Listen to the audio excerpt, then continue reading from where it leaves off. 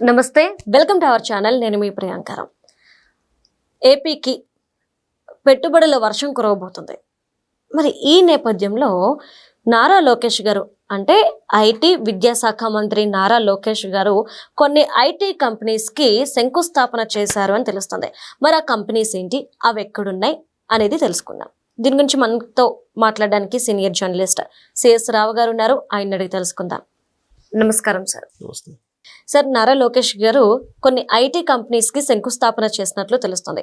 మరి ఇవి దేనికి సంబంధించిన కంపెనీస్, ఎక్కడ శంకుస్థాపన జరిగింది? లోకేష్ గారు విద్య, IT, electronics and human resource minister. ఆయన విద్యారంగాన్ని అలాగే ఇండస్ట్రీస్ని ప్రమోట్ చేస్తున్నారు. దాంతోపాటు ఆయన పెట్టుబడులు తీసుకురావడానికి ప్రయత్నం చేస్తూ ఉన్నారు. దాంట్లో భాగంగా ఆయన సక్సెస్ అయ్యారు కూడా. సక్సెస్ అయ్యారని చెప్పొచ్చు. ఎందుకంటే యువగలం సందర్భంగా ఆయన ఏదైతే 20 లక్షల ఉద్యోగాలు నేను ఇస్తానని చెప్పారో వాటిని ఇవ్వడానికి ఇప్పుడు ఆల్రెడీ గ్రౌండ్ ప్రిపేర్ చేశారు. ఫస్ట్ ఇయర్లోనే దాదాపుగా 16 లక్షల కోట్ల రూపాయల పెట్టుబడులు తీసుకురావడం ద్వారా 5 లక్షల ఉద్యోగాలను క్రియేట్ చేశాము అని చెప్పి చెబుతున్నారు. ప్రభుత్వం చెప్తుంది. సో ఇప్పుడు పారిశ్రామిక సదస్సు పెడుతున్నారు విశాఖలో 14-15 తారీఖులో పారిశ్రామిక సదస్సు జరగబోతుంది. దానికి సంబంధించి అంగరంగ వైభవంగా అక్కడ ఏర్పాట్లు చేశారు. అదొక పండగ వాతావరణంలాగా నడుస్తుంది. అది చూసినటువంటి వాళ్ళు పెట్టుబడుల జాతర ప్రారంభమైంది ఆంధ్రప్రదేశ్లో అనేటువంటి అభిప్రాయానికి వస్తున్నారు. ఇలాంటి పరిస్థితుల్లో లోకేష్ గారు వైజాగ్ వెళ్ళారు. వైజాగ్ వెళ్ళి ఆయన పెట్టుబడులు సదస్సుకు ముందు రోజు కొన్ని కీలకమైనటువంటి కంపెనీలకి శంకుస్థాపన చేశారు. అంటే ఆల్రెడీ గతంలోనే ఒప్పందాలు జరిగినటువంటి కంపెనీలకు శంకుస్థాపన చేశారు. అలాంటి వాటిలో ఏంటి, రీసెర్చ్ సెంటర్స్ ఉన్నాయి. కాగ్నిజెంట్, టీసీఎస్ ఇలాంటి వాటి రీసెర్చ్ సెంటర్స్ ఉన్నాయి. వాటికి శంకుస్థాపన చేశారు. అలాగే రహేజా దానికి సంబంధించినటువంటి దానికి శంకుస్థాపన చేశారు. ఇలా దాదాపుగా ఒక డజన్ కంపెనీలకు పైగా పారిశ్రామిక సదస్సు ముందు రోజే అక్కడ శంకుస్థాపన చేశారు. శంకుస్థాపన అంటే ఆల్రెడీ అనుమతులన్నీ ఇచ్చేశారు, అన్ని రకాల క్లియరెన్స్లన్నీ అయిపోయినాయి. ఆ శంకుస్థాపన అంటే ఆల్రెడీ కన్స్ట్రక్షన్ స్టార్ట్ అయింది. కన్స్ట్రక్షన్ స్టార్ట్ అయిన తర్వాత ఇమీడియట్గా 1 ఇయర్లోనూ 1.5 ఇయర్లోనూ మొత్తం క్యాంపస్ రెడీ అయిపోతుంది. అక్కడ వర్క్ స్పేస్ వస్తుంది. వర్క్ స్పేస్ వస్తే కనుక ఎంప్లాయీస్ ఆటోమేటిక్గా వచ్చేస్తారు. వన్స్ శంకుస్థాపన జరిగింది అని అంటే ఆ కంపెనీ రన్నింగ్లో రాబోతుంది అని. అలాగే తాజాగా 82,000 కోట్ల రూపాయలతో ఒప్పందం కుదుర్చుకున్నారు వెన్యూ ఎనర్జీ టెక్నాలజీస్ తోటి. అసలు ఈ కంపెనీ హిస్టరీ ఏందో తెలుసా? ఇది యాక్చువల్గా 2014-2019 మధ్యలో చంద్రబాబు నాయుడు గారు 3 సందర్భాల్లో సదస్సులు పెట్టారు. వైజాగ్లో 3 సదస్సులు పెట్టారు, పారిశ్రామిక సదస్సులు ఆయన హయాంలో 2014 నుంచి 19 మధ్యలో ఇండస్ట్రీస్ని ఆహ్వానించడానికి. ఈ 3 సదస్సులు కుదిరినటువంటి ఒప్పందాలు దాదాపు 25 లక్షల కోట్ల రూపాయల ఒప్పందాలు ఉన్నాయి సుమారుగా. ఇవి కొన్ని లాంచ్ అయినాయి. ఆ లాంచ్ అయినటువంటి వాటిలో మనం చూసాం కియా మోటార్స్ కానీ ఇవన్నీ ఉన్నాయి. అలాగే శ్రీ సిటీలో కొన్ని ఉన్నాయి లాంచ్ అయినటువంటి. కొన్ని ప్రాథమిక దశలో ఉన్నాయి. అంటే ఫస్ట్ 2 ఇయర్స్ ఒక సదస్సు, తర్వాత 1 ఇయర్కి ఒక సదస్సు, ఆ తర్వాత 1 ఇయర్కి ఒక సదస్సు, ఇలా ఒప్పందాలు కుదుర్చుకున్నారు. కుదుర్చుకున్నటువంటి వాటి కంపెనీల్లో చాలా ఎగ్జిక్యూట్ కాల. కారణం ఏంటి? ఇప్పుడు అప్పుడే ఒప్పందాలు కుదిరిని, ఈలోపు ఎలక్షన్ వచ్చేసింది, జగన్మోహన్ రెడ్డి గారు ముఖ్యమంత్రి అయ్యారు. సో చంద్రబాబు నాయుడు గారు ప్రతిపక్ష నాయకుడిగా ఉన్నారు. సో దాంతో జగన్మోహన్ రెడ్డి గారు ముఖ్యమంత్రి అయిన తర్వాత ఏం చేశారు? అప్పటి వరకు ఏవైతే 25% పైగా పెట్టుబడులు పెట్టారో ఆ కంపెనీలు మాత్రం ఉంచారు, మిగతా వాటిని సాగనంపేశారు. రివర్స్ టెండరింగ్ లాగా రివర్స్ సదస్సు చేశాడు ఆయన. రివర్స్లో మొత్తం స్క్రూటినీ చేసేసారు. స్క్రూటినీ చేసి 25% కన్నా అబోవ్ పెట్టుబడులు పెట్టి కంపెనీలు ఎవరైతే లాంచ్ చేస్తున్నారో వాళ్ళని మాత్రమే కంటిన్యూ చేశారు.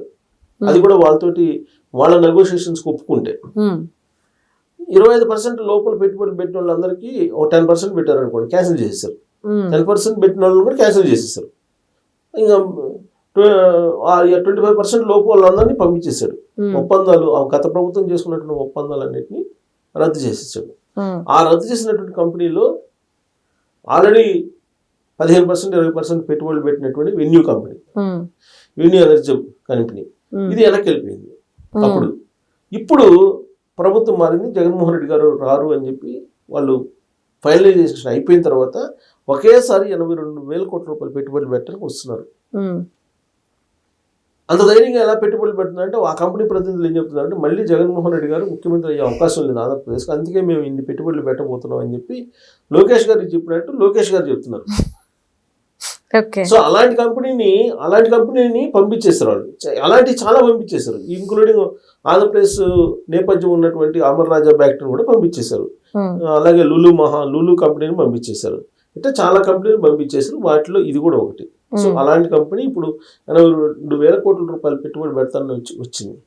దానికి సంబంధించి వాళ్ళ లోకేష్ గారు ఒప్పందం కూడా చేసుకున్నారు.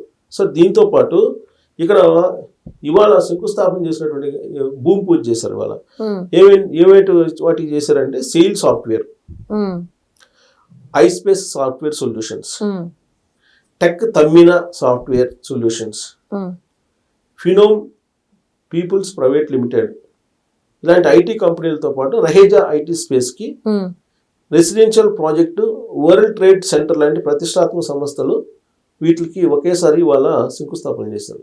రేపు పెట్టుబడుల జాతర ఉండబోతుంది. ముందు రోజు వీటన్నిటికీ కీలకమైన వాటికన్నిటి కూడా భూమి పూజ లోకేష్ గారు చేశారు. దీని కారణంగా ఉపాధి అవకాశాలు వస్తాయి. ఇక విశాఖలో డెవలప్మెంట్ సెంటర్ను టీసీఎస్ నెలకొల్పబోతుంది. ఆల్రెడీ దానికి సంబంధించి పనులు కూడా ప్రారంభమయ్యి కాగ్నిజెంట్ ఏర్పాటు చేస్తుంది.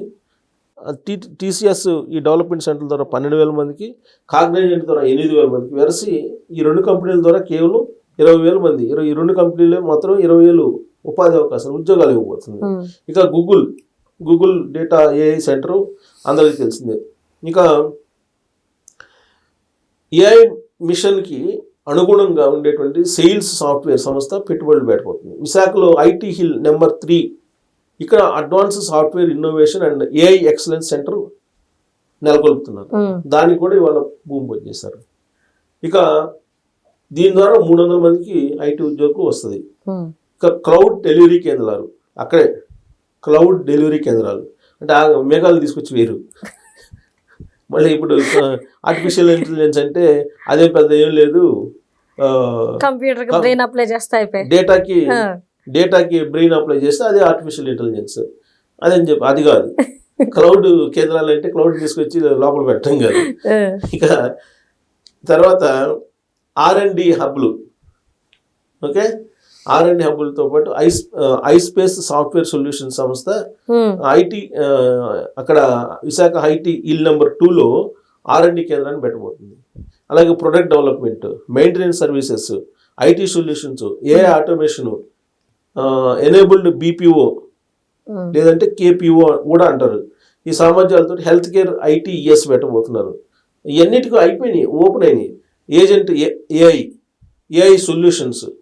సో ఇక్కడ $60 మిలియన్ వార్షిక ఆదాయం, అంటే ఏడాదికి $60 మిలియన్ వచ్చేలాగా ఈ సంస్థకు ఈ సంస్థల ద్వారా రాబోతుంది. మన దేశంలో 1,200, అమెరికాలో 300 మంది సిబ్బంది ఉన్నారు దీనికి. ఏది ఏఐ సొల్యూషన్స్ దానికి, ఏఐ ఏజెంట్ దానికి.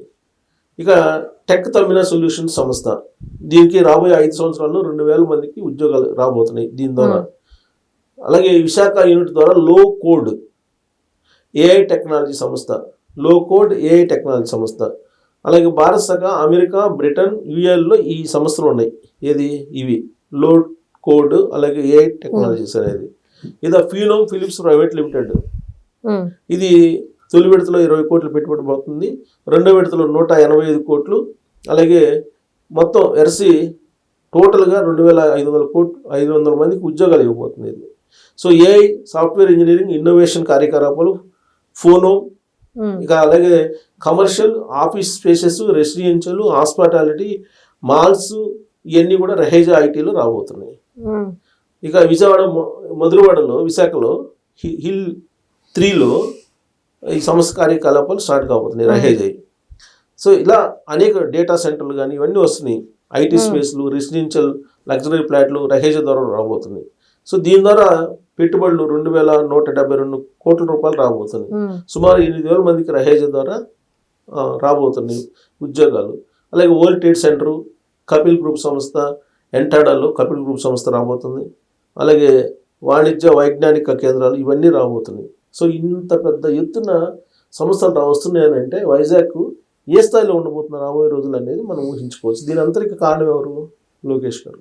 ఆయనకు ఉన్నటువంటి ఒక speed of doing business, executing అంతే స్పీడ్గా చేయటం, ఇవన్నీ కూడా చంద్రబాబు నాయుడు గారి విజన్కి ఈయన స్పీడప్ అయ్యారు.